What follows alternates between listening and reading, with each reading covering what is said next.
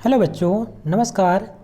बच्चों, आज के इस वीडियो में हम लोग पढ़ने वाले हैं कक्षा 7 का साइंस चैप्टर नंबर 9 जंतुओं एवं पौधों में परिवहन। अभ्यास प्रश्न। पहला प्रश्न यहाँ पे दे रखा है, निम्नलिखित प्रश्नों में सही विकल्प छांटकर अपनी अभ्यास पुस्तिका में लिखें। प्रश्न नंबर का है, पौधों में जल का परिवहन होता है। तो हम जानते हैं, जैसे कि यहाँ पे लिखा हुआ है, पहला है जाइलम और दूसरा यहाँ पे फ्लोएम। तो दोनों को हम समझ लेते हैं। जाइलम यानी कि जल है। देखिए, इसमें दोनों शब्दों में जल से रिलेटेड हो रहा है। तो जल मतलब क्या होता है? पानी। यानी जल का परिवहन कहाँ पे होता है? जाइलम के द्वारा होता है। अगर हमें बोलता है फ्लोएम, अगर हमें फूड का यानी कि FOOD फूड यानी कि भोजन का पूछता है, पौधों में भोजन का परिवहन किसके द्वारा होता है, तो यहाँ पे F यानी कि फ्लोएम। तो जो पहला इसका शब्द आ रहा है F से आ रहा है। इसी प्रकार इसमें जा से यानी जल से आ रहा है। अगर जाइलम शब्द आता है तो अब इसको आसानी से याद कर सकते हैं। जाइलम की बात किया है तो जल का परिवहन हो रहा है। अगर फ्लोएम का हो रहा है तो यानी फूड का परिवहन हो रहा है, कह सकते हैं भोजन का परिवहन हो रहा है। तो यहाँ पे क्या पूछा था? यहाँ पे पूछा था पौधों में जल का परिवहन होता है, तो हम बताएंगे ऑप्शन नंबर ए, जाइलम के द्वारा। प्रश्न नंबर खा है, जड़ों द्वारा जल के अवशोषण की दर बढ़ाया जा सकता है। उन्हें छाया में रखकर, बा यहाँ पे ऑप्शन दिया है मंद प्रकाश में रखकर, सा ऑप्शन दिया है पंखे के नीचे रखकर, और दा ऑप्शन दिया है पॉलीथीन की थैली से ढककर। तो हम कह सकते हैं यहाँ पे पूछा गया है जड़ों द्वारा जल के अवशोषण की दर को बढ़ाया जा सकता है किसके माध्यम से? वो पंखे के नीचे रख करके, यानी कि option number C is the right answer. प्रश्न नंबर गा, रक्त का लाल रंग किस वर्णक के कारण होता है? Very important question. पहला ऑक्सीजन के साथ कारण, दूसरा है कार्बन डाइऑक्साइड के कारण जिसको CO2 बोलते हैं, तीसरा है लाल रंग के कारण, जबकि चौथा है हीमोग्लोबिन के कारण। तो आपको सभी लोग को पता है हीमोग्लोबिन हमारे रक्त में घुला रहता है, और हीमोग्लोबिन के कारण हमारा जो हमारे ब्लड का जो कलर होता है, जो रंग लाल होता है, वो हीमोग्लोबिन के ही कारण होता है। तो ये क्या करता है? हमारा ऑक्सीजन का परिवहन करता है। हीमोग्लोबिन हमारे रक्त जो होता है ऑक्सीजन को एक स्थान से दूसरे स्थान तक पहुंचाने का कार्य करता है, और इसमें आयरन की मात्रा पाई जाती है। प्रश्न नंबर अगला है, विश्राम की अवस्था में एक वयस्क व्यक्ति की नाड़ी स्पंदन होती है। यानी कि जो आप लोग देखते हैं नब्ज हमारी होती है 1 मिनट में, यानी कि एक वयस्क व्यक्ति की नाड़ी की स्पंदन कितनी होती है, 1 मिनट में कितनी बार वो धड़कता है, जैसे कि हम धड़कन की बात करते हैं, या जो हमारा नब्ज होता है, नब्ज 1 मिनट में कितनी बार वो धड़कता है? तो कह सकते हैं 72 बार। यानी इसका राइट आंसर सब लोग जानते हैं, जितनी बार हमारा हार्ट पंप करता है उतनी बार ही हमारी नाड़ी का स्पंदन भी होता है। प्रश्न नंबर 2, रिक्त स्थानों की पूर्ति कीजिए। प्रश्न नंबर का दे रखा है, वे रक्त वाहिनियाँ जो हृदय से ऑक्सीजन युक्त रक्त को शरीर के सभी भागों में ले जाती हैं क्या कहलाती हैं? धमनियाँ कहलाती हैं। तो खाली स्थान में क्या भरेंगे हम लोग? धमनियाँ। तो आपसे पूछा अगर जाए एग्जाम में कि जो ऑक्सीजन युक्त रक्त होती है हमारे शरीर के सभी भागों तक पहुंचाने का कार्य कौन करती हैं? तो आप बताएंगे धमनियाँ। वे रक्त वाहिनियाँ जो कार्बन डाइऑक्साइड युक्त रक्त को शरीर के सभी भागों से वापस हृदय में ले जाती हैं उसको क्या बोलते हैं? उसको हम बोलते हैं शिराएँ। ठीक है, तो वेरी इंपॉर्टेंट क्वेश्चन है, इसको आप ध्यान में रखेंगे। अगला प्रश्न है, हृदय का लयबद्ध शिथिलन और संकुचन क्या कहलाता है? तो आपका स्पंदन कहलाता है। यानी लयबद्ध में, यानी कि लयबद्ध का मतलब होता है वो लगातार क्या हो रहा है, एक बार शिथिलन हो रहा है, एक बार संकुचन हो रहा है। शिथिलन और संकुचन होने की क्रिया को हम क्या बोलते हैं?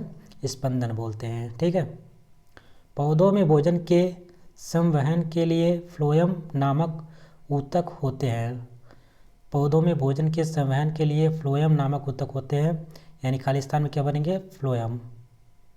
भोजन की बात किया गया है तो हमने बताया था फूड की बात कर रहा है आपका, तो फूड में यानी कि फ्लोएम आपसे हो जाएगा।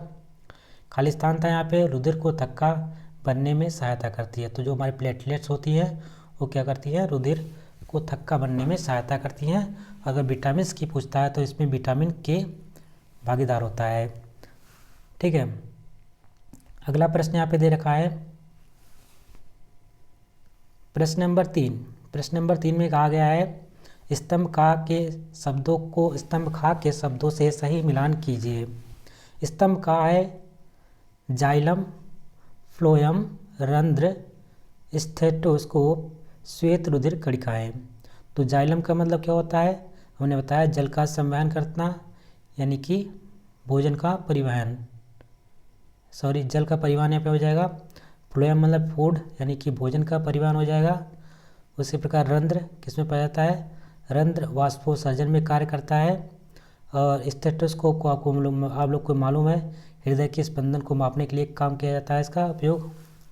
उसी प्रकार से श्वेत रुधिर कणिकाएँ जो होती हैं उसका रोगाणु का भक्षण में कार्य करती हैं। जैसे कि आपने देखा पिछले वीडियो में अमीबा का जो स्ट्रक्चर था अपने भोजन को कैसे वो क्या करता था, भक्षण करता था। तो क्या करता है, पादपों द्वारा उनके तरह इस प्रकार से पादप होते थे, अगर कोई यहाँ पे भोजन है तो क्या करते हैं इसको धीरे धीरे इंगल्फ कर लेते हैं, फिर अपने अंदर मिला लेते हैं और उसको खा जाते हैं। उसी प्रकार जो हमारी श्वेत रुधिर कणिकाएँ होती हैं उनका भी आकार अलग अलग तरीके से होता है। तो क्या करती है कि अगर कोई एक वायरस अगर हमारे बॉडी में आता है तो इससे अगर कम मात्रा में आता है तो क्या करती है, उसको पकड़ती है, पहले उसको मारते धीरे धीरे अंदर कर लेती है और उसको ख़त्म कर डालती है।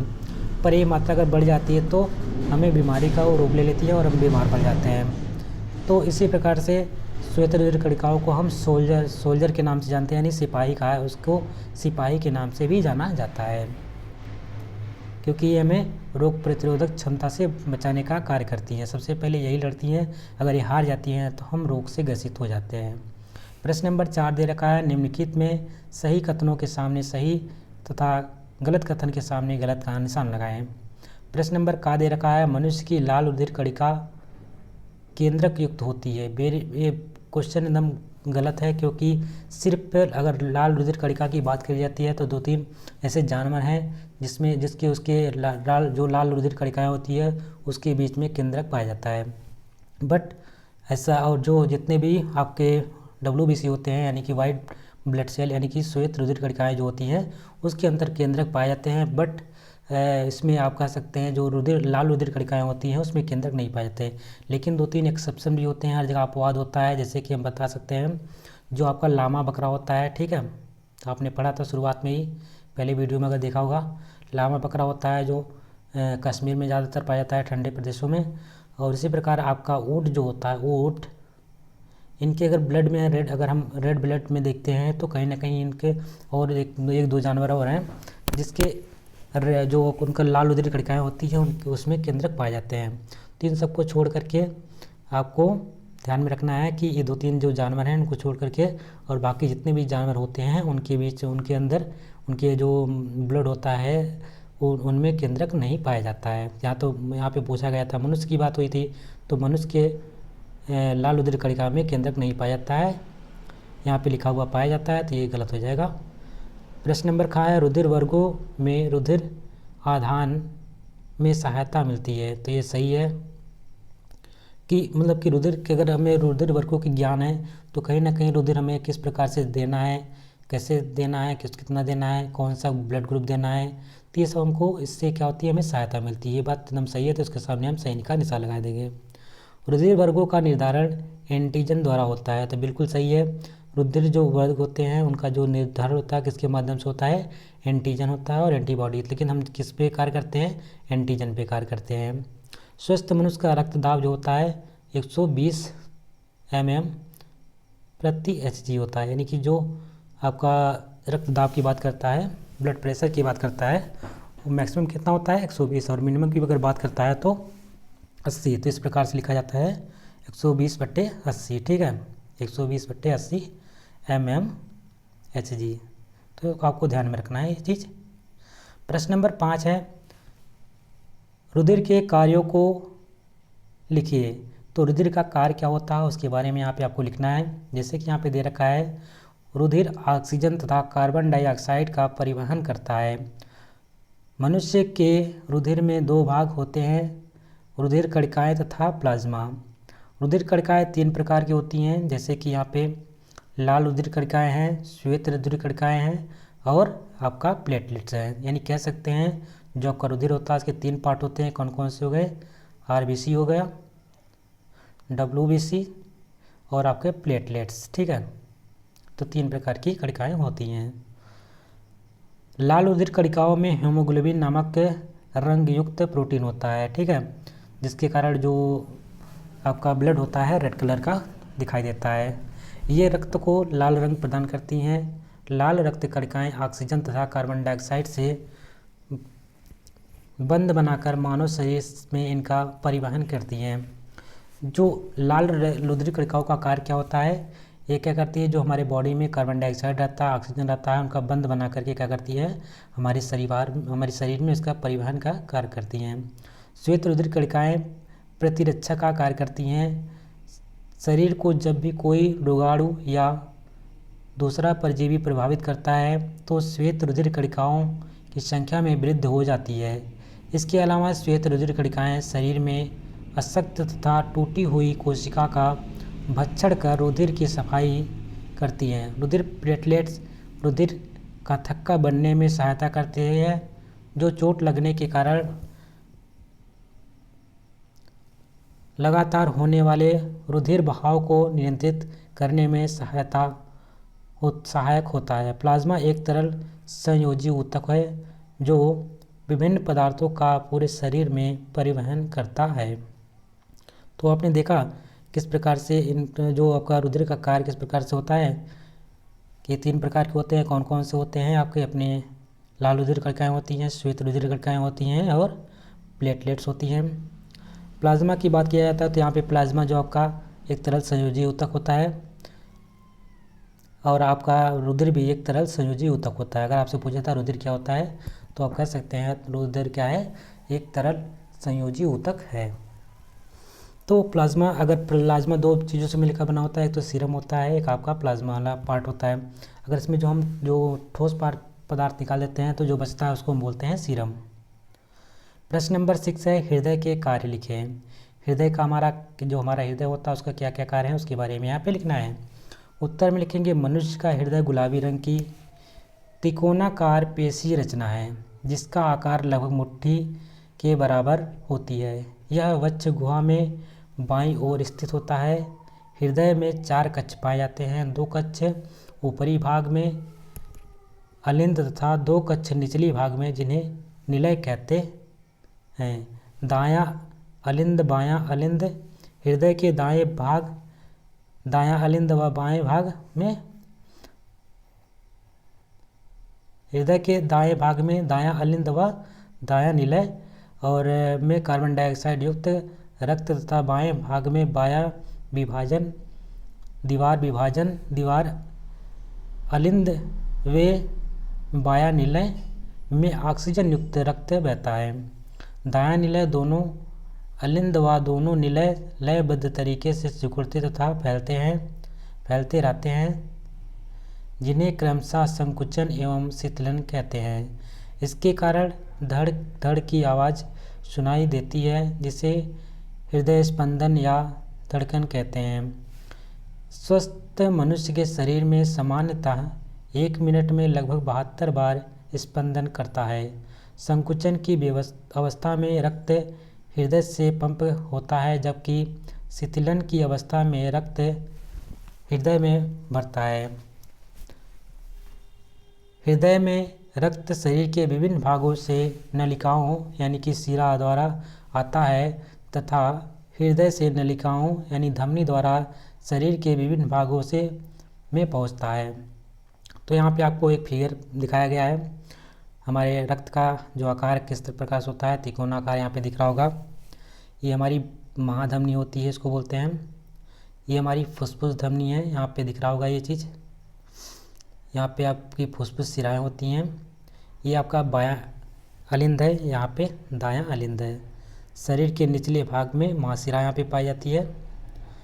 दायां नीला यहाँ पे है आपका, विभाजिका यहाँ पे है, ये आपका पार्ट है, विभाजित करती है। तो इस प्रकार से आप इसका फिगर भी बना लेंगे। और किस प्रकार से इसको समझाया गया है ऊपर आप देख सकते हैं, वहाँ पे लिख सकते हैं। प्रश्न नंबर 7 है, रक्त लाल रंग का क्यों दिखाई देता है? जो हमारा रक्त होता है लाल रंग का क्यों दिखाई देता है, इसके बारे में आपको लिखना है। तो उत्तर में लिखेंगे, रक्त में पाई जाने वाली रुधिर कणिकाओं में हीमोग्लोबिन नामक रंग युक्त प्रोटीन होती है, यही रक्त को लाल रंग प्रदान करती है। प्रश्न नंबर 8 है, पौधों एवं जंतुओं में परिवहन क्यों आवश्यक है? तो उत्तर में लिखेंगे, पौधे एवं जंतुओं में भोजन, पानी, उत्सर्जित पदार्थ आदि को एक अंग से दूसरे अंग तक पहुंचाने के लिए परिवहन की आवश्यकता होती है। तो कहीं ना कहीं जो जीव जंतु होते हैं उनको भोजन की आवश्यकता होती है। जब भोजन करेंगे तो कहीं ना कहीं उत्सर्जित पदार्थ भी होंगे, बनेंगे, जिनको उत्सर्जन करने की आवश्यकता होती है। तो इसके लिए कहीं ना कहीं हमको परिवहन की आवश्यकता होती है। इसलिए हम कह सकते हैं कि पेड़ पौधों एवं जंतुओं को परिवहन की आवश्यकता है। प्रश्न नंबर 9 और लास्ट प्रश्न है, जो कि मानव हृदय के काट का नामांकित चित्र बनाएं। और इसका जो चित्र ऊपर यहाँ पे बना हुआ है, आप इसको बना लीजिएगा, यहाँ पे दिख रहा है, ठीक है। यहाँ पे सब कुछ यहाँ पे आपको दे रखा है। महाधमनी क्या होती है, पुष्पज धमनी क्या है, कहाँ पे है, पुष्प सिराएँ कहाँ पे है, बायां अलिंद, दायां नील, अलिंद दायां नील है और बायां नील है। तो ये सब 4 पार्ट होते हैं, आपको मालूम है हृदय के, तो ऊपर होते हैं तो नीचे होते हैं। तो ये वीडियो पे, ये चैप्टर यहीं पे कंप्लीट होता है। आशा करते हैं आपको वीडियो अच्छी लगी होगी। अगर वीडियो आपको अच्छी लगी है तो उसको आप लाइक कर देंगे, चैनल पे नए हैं तो चैनल को सब्सक्राइब कर लीजिएगा और वीडियो को शेयर कर देंगे। Thank you. मिलते हैं अगले वीडियो में, तब तक के लिए जय हिंद।